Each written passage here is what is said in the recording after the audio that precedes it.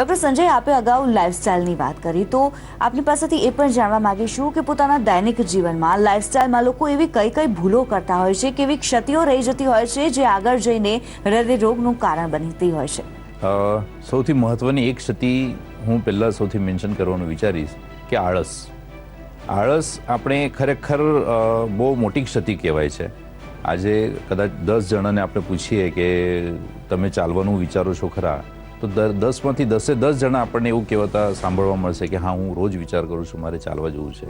સવાર થાય એટલે રોજ રાતનો હું વિચાર કરું છું કે આવતીકાલે સવારે મારે ફરવા જવાનું છે, આવતીકાલે સવારે મારે સમજો કસરત કરવી છે. પણ એ 10માંથી 10 જણા એ ભૂલો એવી જ કરતા હોય છે કે બીજા દિવસે સવાર થાય એટલે ચાલવાનું થતું નથી, જવાનું થતું નથી. અને એ ચાલવા પાછળ નહીં જવા પાછળના કારણો આપણે તરત ને તરત તૈયાર કરી રાખતા હોય છે. અમુક સમજો વરસાદ આવતો હોય તો લોકો કહેતા હોય છે કે વરસાદ આવે છે એટલે હું જઈ નથી શક્યો, કાલે હું જઈશ, કાલે વરસાદ નહીં આવશે તો જઈશ. એટલે રોજે રોજ આવી રીતના નવા આપણે એક્સક્યુઝ કાઢતા હોઈએ છીએ.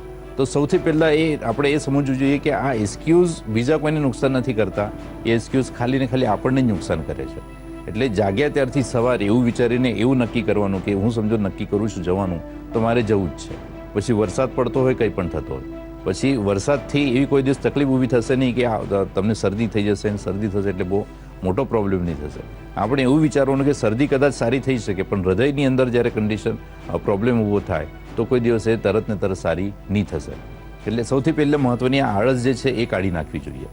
બીજો હું મુદ્દો કદાચ એવો ઊભો કરીશ કે આપણે જમવાની વાત કરીએ તો અત્યારે આપણી પાસે બહુ બધા એવા ઉદાહરણો હોય છે કે સોશિયલ મીડિયા છે કે બીજા બહુ બધા વિડીયોઝ ને બધા હોય છે જેના ઉપરથી આપણે જાણવા મળે છે કે આ વસ્તુ ખાવાથી સારું થઈ જશે, આ વસ્તુ ખાઈશું એટલે ડાયાબિટીસ કંટ્રોલમાં આવશે, આ વસ્તુ ખાઈશ એટલે હૃદય વિકાર નીકળી જશે.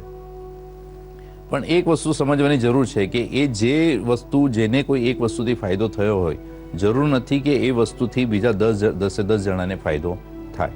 એટલે સૌથી અગત્યની વસ્તુ એ છે કે કોઈ પણ વસ્તુ તમે કરો તો ડૉક્ટરના માર્ગદર્શન હેઠળ તમે વસ્તુ કરશો તો એના ફાયદા સારી રીતના મળી શકે, નુકસાન થવાનો ચાન્સ ઓછો થઈ શકે, અને સરવાળે જે આપણે ડિઝાયર્ડ ઇફેક્ટ છે શરીરની અંદર જે સારા તત્વો ઉમેરવાની વાત છે એ પૂરેપૂરા સારી રીતના આપણે ઉમેરી શકાય.